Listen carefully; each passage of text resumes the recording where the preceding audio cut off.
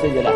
Apalagi yang dapat kita lakukan untuk membawa bekal ke hadapan Allah Subhanahu wa taala. Bahkan Imam Ibnu Katsir dalam tafsir Al-Qur'anil Azim menegaskan secara jelas, fi kulli amrin asirin, setiap perkara yang sulit, setiap ada musibah, setiap ada malapetaka, setiap mengharapkan yang baik-baik, dibacakan surat Yasin, illa yassarallah, maka Allah memudahkan perkara itu. Baca tafsir Ibnu Katsir. Kenapa Ustaz rujuk Ibnu Katsir? Ibnu Katsir adalah ahli tafsir dan ahli hadis, paling selamat dari riwayat-riwayat palsu. Karena dalam Yasin itu kita sedang diingatkan 3 kali diulang dalam surat Yasin, wa in kullun lamma jami'un ladaina muhtarun in kanat illa sayhatan wahidatan fa idahum jami'un ladaina muhtarun la yastati'una nasrahum wa hum lahum jundum muhtarun. 3 kali diulang, muhtarun, muhtarun, muhtarun. Kamu akan didatangkan, kamu akan didatangkan, kamu akan didatangkan menghadap Allah Subhanahu wa taala. In kanat illa sayhatan wahidatan, 1 kali teriakan malaikat, fa idahum jami'un ladaina muhtarun. Saya, Bapak Gubernur, Bapak Komandan Korem, Bapak Kapolda, alim ulama, semua kita ini akan datang menghadap Allah Subhanahu wa taala. Ketika kita dihadapkan di pengadilan, mulut bisa membela.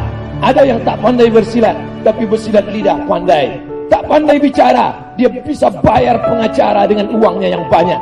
Tapi Yasin mengingatkan kita, baru kita baca, al-yauma nakhtimu ala afwahihim, saat itu mulut terkunci, wa tukallimuna aydihim, tangan yang dulu menandatangan, yang dulu berbuat, tangan akan bersaksi, wa tukallimuna aydihim, kaki akan bersaksi, wa tashhadu arjuluhum, kaki akan memberikan persaksian, bima kanu yaksibun, semua perbuatan yang pernah kita lakukan. Mulut terkunci, tangan bicara, kaki bersaksi. Itu ada dalam surat Yasin.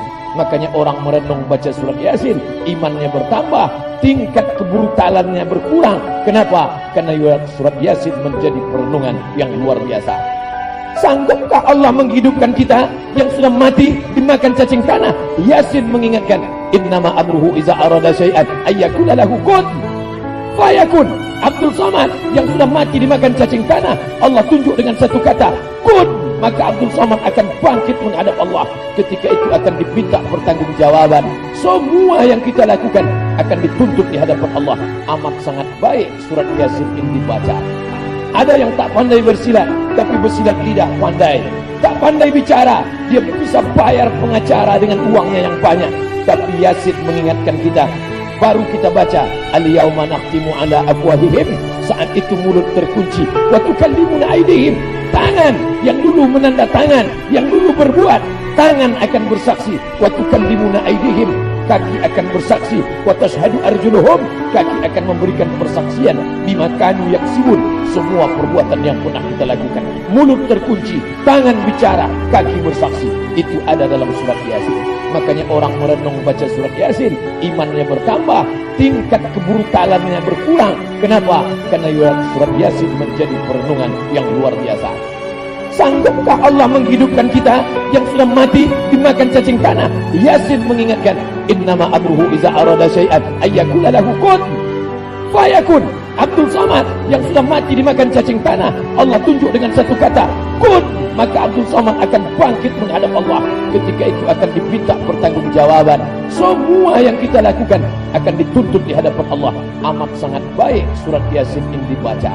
Menghidupkan kita yang sudah mati dimakan cacing tanah. Yasin mengingatkan, innama amruhu iza arada syai'an ayyakula lahu kun fayakun. Abdul Samad yang sudah mati dimakan cacing tanah, Allah tunjuk dengan satu kata, kun, maka Abdul Samad akan bangkit menghadap Allah.